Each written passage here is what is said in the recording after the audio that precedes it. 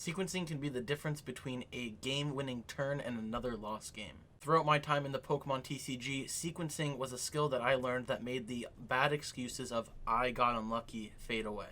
By playing the cards in the correct order and improving your odds of winning, you too can win more games and stop being unlucky. Let's go ahead and hop into the concept. Yo guys, my name is Will, and today I'm going to be talking to you about sequencing in the Pokemon trading card game.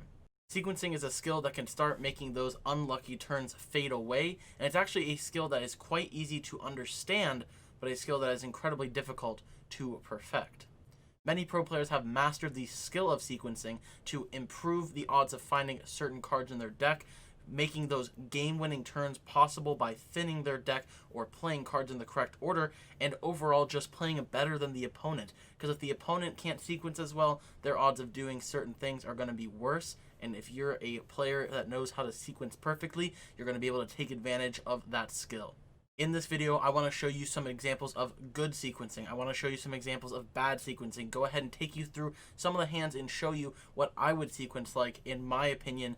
Go ahead and take a deep dive into the skill that is sequencing for this new series that I want to call Play Like the Pros. We're going to go ahead and dive into the best skills in the game that are going to help you start to dominate those online tournaments and become a great player coming around to the return of IRL events. Let's go ahead and jump into some of the examples that we're going to be looking at today. Alright, so for this first game, I just want to go ahead and look at some examples of things that we can do to sequence better. And this is actually a pretty good hand to go with. We are going first. We're actually against Andrew Mahone. Pretty funny. But looking at this hand, we just want to go ahead and Cherish Ball. We want to get these bad cards out of our deck. So this is an example of like drawing into better cards. We want to go ahead and just get this Arceus Dialga out of our deck because it's not going to provide any use with this hand. We can go ahead and attach here the Cherish Ball. I'm going to go ahead and just play this Dedenne. Get rid of this hand, and the reason that we got rid of the Arceus Dialga is one last card that we're probably never going to need for the rest of the game out of our deck. So that's an example. Say that's in the late game hand, we might not be able to, use it later on. We don't want to give our opponent Viridian, but looking at this hand, we're pretty content. We just want to go ahead and Intrepid Sword and draw some cards. We do actually get an Energy and 2 Pokemon catchers, but the point there was we're sequencing better, getting that Arceus Dialga out of the deck so that we don't draw into it later, and that's a great example of how sequencing and correct play is better. Now, I know that example isn't exactly sequencing because sequencing is more so playing the cards in the order that you want them to be played, but thinning the deck properly is another great example of ways to get cards out of the deck and improve your odds of winning. Okay, so the second turn of the game, we're actually pretty chilling on our hand. Looks like Andrew is playing some sort of an auto loss deck, so we're not going to be able to do a whole lot. But I'm going to go ahead and just Viridian away this Crobat. I think the Crobat's going to provide the least amount of value with this hand. So I'm going to go ahead and get rid of the Crobat and grab a Metal Energy just so that we can get that Alter Creation going. I'm going to go ahead and put it onto the ADP, and he didn't.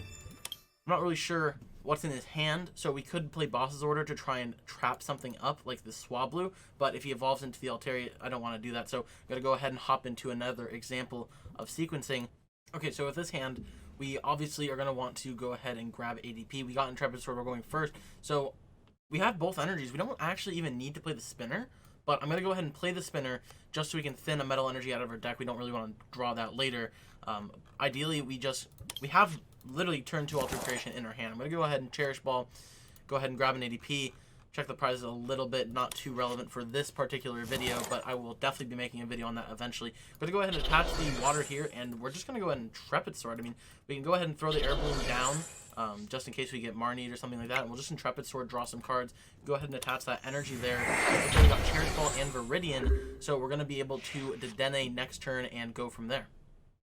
Some other key examples of proper sequencing are going to be things like using Jirachi before you Supporter.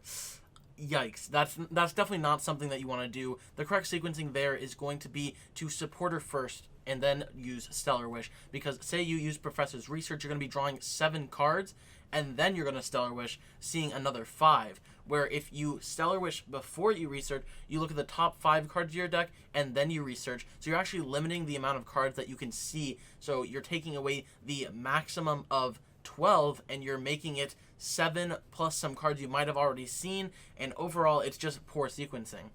Here's another example. Say you're playing a welder deck and you have Giant Hearth. You have all the energies you need in your hand, but you don't want to draw more energies. So there's a Hearth in play. So the correct sequencing here would be to Hearth away a card that's not going to be relevant for the turn, get more fire energies into your hand, then play the welder, drawing 3. That way you're reducing the odds of finding fire energies. Because say you have 14 fire energies in your deck, you have 3 of them in your hand and 11 in your deck, you go ahead and Hearth, you now make the 11 that's in your deck down to 9, so there are less odds of you drawing those fire energies out of the rest of the cards that you need in your deck.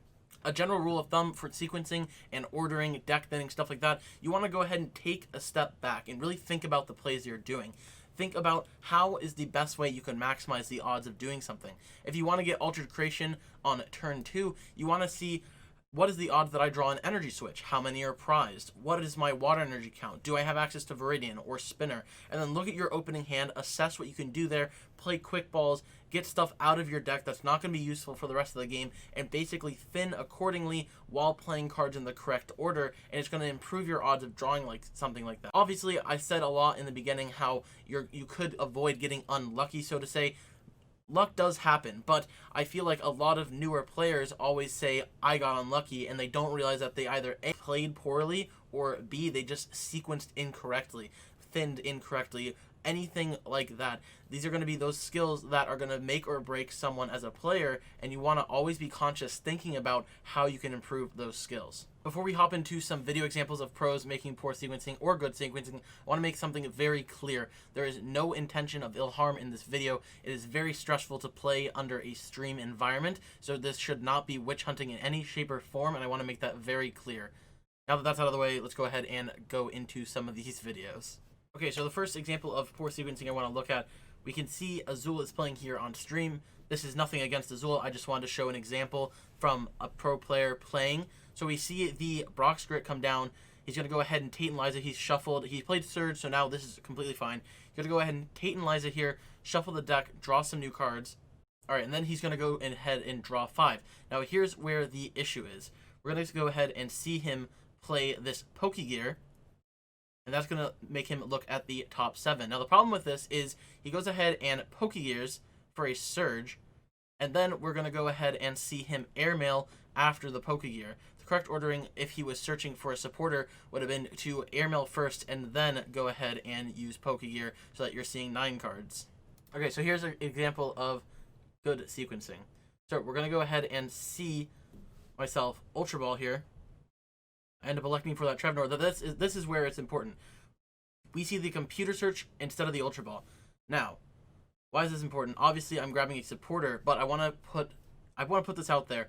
I've seen people Ultra Ball for a Pokemon, like Shaman or something, getting rid of a computer search. You should never, ever, ever do that. That is awful sequencing because the computer search just hides the card from your opponent. So this next example is actually straight from my YouTube channel, and it's me paying Baby Browns. Now, a viewer posted this in the comment section, and I wanted to just show how bad this turn was played. So looking at this, our opponent does actually nothing. And the first thing I do wrong is I get Baby Blacephalon instead of Blacephalon GX, which would have just made it so much easier to KO the active. And then you see me here, Quick Ball instead of playing Fiery Flint. Now, why is this wrong? If I had Fiery Flinted, I would have drawn 4 Fire Energies, then been able to Quick Ball one of the Fire Energies, and then Quick Ball again. I would have been able to hold this Jirachi, and looking at this, this is where you can see I messed up. I'm pausing right here, and I realized, oh, I messed up. So now I just burned a bunch of useless cards, and I just completely butchered this turn. We end up missing the knockout, and it's all because of right here, this play where I Quick Ball the Scoop of Net. Instead, I could have just gotten Fiery Flint, then gotten rid of the Quick Ball and the Switch or the Scoop of Net, something like that. So basically, you just want to make sure that you're making the correct sequencing, and this is a huge example of bad sequencing. Next clip we're going to be looking at, I'm going to be playing it in 2x speed because it's a long one, but we're going to go ahead and go through this. So this is from the finals match of Dallas Regionals. We've got Hunter Butler, the eventual winner of this tournament, and Luis Duran, the runner-up. This is that Tina Chomp, the electric deck, and Expanded versus Gardevoir. Expanded is a great format for sequencing. The clip's a little long, so I'm playing at 2x speed, but here we go. So I want to take note that Hunter is starting his turn with Battle Compressor, which is better than the search card in his card, or his hand. And the reason that Battle Compressor is better is because you don't have to discard cards out of your hand to play Battle Compressor. So we see Mysterious Treasure and I believe an Ultra Ball in there. So Battle Compressor is the correct sequencing to start with because it's going to allow you to go ahead and search your deck with no drawback from your hand. So you can go ahead, Battle Compressor. He's going to get rid of the executes, which is super important. Those executes are then going to be able to be discarded with Mysterious Treasure and Ultra Ball. So that's definitely a good example of correct sequencing. This clip is really good because Hunter plays this beautifully, and we're going to see some good and bad sequencing that occurs in this clip. So here we go. We see a Dedenne. Then we see the computer search is going to come down, and looking at Hunter's hand, we got Sycamore, we got Fury Belt, and Weezing. So this computer search is going to go ahead and grab a VS Seeker, and this is big because this is going to allow Hunter to go ahead and use the Roxy that's in his discard. So here we go. We see the VS Seeker. We see the Roxy. He goes ahead, grabs the Execute, uses Roxy, discards, draws 6 cards. And yeah, overall, this turn is just played beautifully by Hunter. There's another Battle Compressor. He's now thinning cards out of his deck because he's looking for the energy to knock out this Spritzee. And overall, if you guys want to see this clip, I highly recommend it. It's on YouTube. Okay, so now we're getting into the thinning. So this is really cool. Hunter is now just 1 energy away from winning here. He goes Ultra Ball for Coco Prism, Mysterious Treasure for Lele. He goes Lele, gets Guzma out of the deck, completely dead card in this situation. And we're going to go ahead and see him place down those cards, then Sycamore, and draw 7 cards. Gets the win on that energy. So this is super important because Hunter was showing amazing skills of thinning and going through his deck during this turn. We saw the Battle Compressors coming down first. Now I want to get into the example of bad sequencing. Alright guys, so this is actually very similar to what I was talking about earlier when I showed the clip of myself, but this is rough. We see the computer search comes down and he accidentally grabs the Spritzee.